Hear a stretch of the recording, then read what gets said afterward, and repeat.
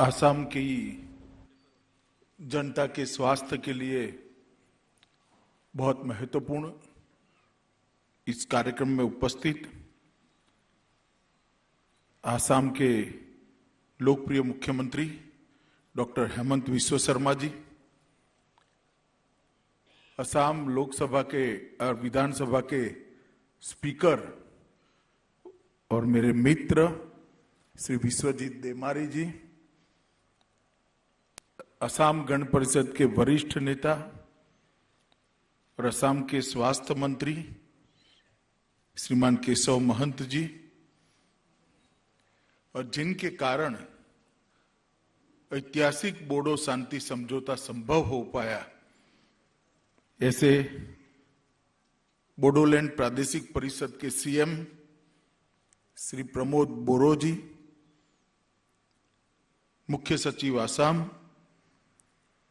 स्वास्थ्य सचिव असम, मंत्री परिषद के असम के सभी सदस्यगण, विधायकगण और इस कार्यक्रम के अंदर तुमुलपुर से जुड़े हुए बोडोलैंड के निवासी, तुमुलपुर के निवासी प्यारे भाइयों बहनों और इस सभागार में उपस्थित सभी भाइयों बहनों को मेरा नमस्कार। मैं आज असम के चुनाव के बाद पहली बार असम में आया हूं। असम में दूसरी बार अपने बल पर भारतीय जनता पार्टी की सरकार बनी। देश और दुनिया में कई सारे इसके विश्लेषण किए गए, कई सारे विश्लेषण किए गए कि अब Bharatiya Janata party north east में अपना बेस मजबूत कर रही है, मोदी जी का नेतृत्व नॉर्थ ईस्ट में सबने स्वीकार कर लिया है, वगैरह वगैरह, जो जिसकी समझ में आता था विश्लेषण किया। परंतु कामाख्या की ये भूमि का जो मैंडेट, उसका मेरा विश्लेषण जरा अलग है। यहां दूसरी बार भारतीय जनता पार्टी की सरकार बनने का मतलब है कि असम ने आंदोलन, आतंकवाद और हथियार तीनों को हमेशा के लिए छोड़कर विकास के रास्ते पर जाना तय किया। शायद ही कोई प्रदेश होगा देश में जितने इतने लंबे समय तक रक्त रंजित आंदोलन अलग अलग प्रकार के देखे होंगे और हजारों हजारों युवा उनकी भावनाओं को एक प्रकार से उद्वेलित किया गया होगा और अंत में कई लोगों का बलिदान भी हुआ, शहीद भी हुए। हासिल क्या? हासिल कुछ नहीं। और जब पहली बार मैं पार्टी का राष्ट्रीय अध्यक्ष था भारतीय जनता पार्टी का, यहां आया था, तब मैंने प्रेस कॉन्फ्रेंस में कहा था कि आंदोलन और आतंकवाद का रास्ता असम के लिए श्रेयकर नहीं है, असम को फायदा नहीं कराएगा, असम को फायदा कराएगा नरेंद्र मोदी जी का विकास के रास्ते पर चलने का रास्ता। और मुझे आनंद है कि 5 साल पहले असम की जनता ने सर्बानंद सोनोवाल और हेमंत बिस्वा शर्मा की जोड़ी को एक मैंडेट दिया था कि चलिए मोदी जी के स्वप्न के रास्ते पर आप असम को चलाइए, विकास के रास्ते पर आप असम को चलाइए। भूपेन हजारिका के स्वप्न को पूरा करने के लिए आप एक प्रयत्न करिए। और एक पूर्ण बहुमत की सरकार भारतीय जनता पार्टी को पहली बार किसी नॉर्थ ईस्टर्न स्टेट के अंदर देने का काम किया था। 5 साल जिस प्रकार से सर्बानंद सोनोवाल और हेमंत बिस्वा शर्मा की जोड़ी ने सरकार चलाई, असम की जनता को विकास का रास्ता पसंद आया और उसी का परिणाम है कि हेमंत बिस्वा शर्मा आज फिर से सरकार का नेतृत्व कर रहे हैं और असम के नए मुख्यमंत्री बनकर यहां पर उपस्थित। मैं बहुत बहुत बधाई देना चाहता हूं असम की पूरी टीम को,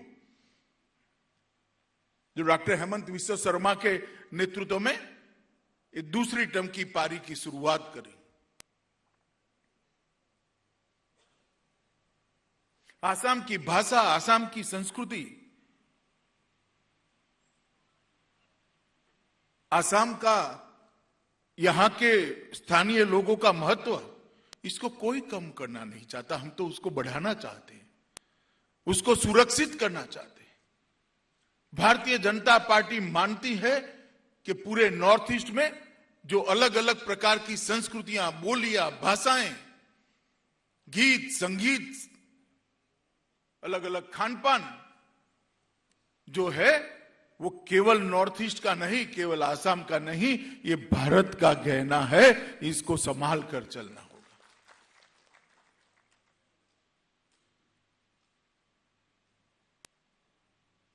और हेमंत विश्व शर्मा, अब इसको आगे बढ़ाने का दायित्व तो आप पर आया है। ये विकास के रास्ते पर जो मोदी जी ने देश को बताया है, वो विकास के रास्ते पर आसाम को आगे बढ़ाने का दायित्व तो आपका है।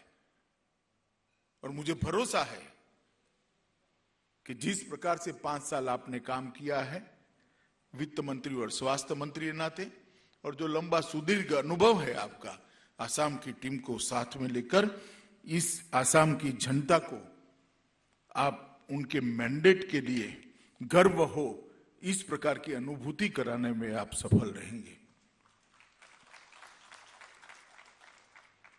और दूसरी बार सरकार बनी, उतना पर्याप्त नहीं है। हमारा वोट प्रतिशत भी 28 से बढ़कर 33% हुआ है। ये बहुत बड़ी उपलब्धि है मित्रों। और न जाने कितने अपप्रचार की आंधी लगाई गई, नई नई पार्टियां बनी, नई नई पार्टियों ने भावनाओं को उद्वेलित करने वाले नारे दिए, मगर आसाम की जनता अड़िग रही कि विकास के रास्ते पर जाना है। आश्चर्यचकित कर देने वाला विकास 5 साल के लिए यहां पर आया है।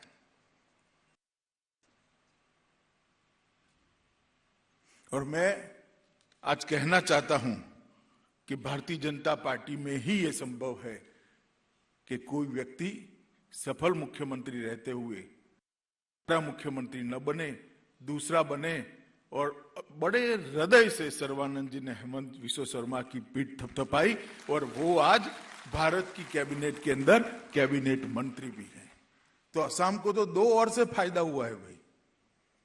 हेमंत जी मुख्यमंत्री बन गए और सर्बानंद जी कैबिनेट मंत्री बनकर आसाम की चिंता कर रहे हैं। और पूरे नॉर्थ ईस्ट को देखें तो आजादी के बाद आप सूजी खंगाल कर देख लीजिए, कभी नॉर्थ ईस्ट से 5 मंत्री भारत की कैबिनेट में नहीं रहे हैं। वो पहली बार नरेंद्र मोदी जी के कैबिनेट के अंदर हुआ। 5 मंत्री नॉर्थ ईस्ट क्षेत्र से। यही बताता है जनता पार्टी और नरेंद्र मोदी जी की प्रायोरिटी में नॉर्थ ईस्ट कहां खड़ा है।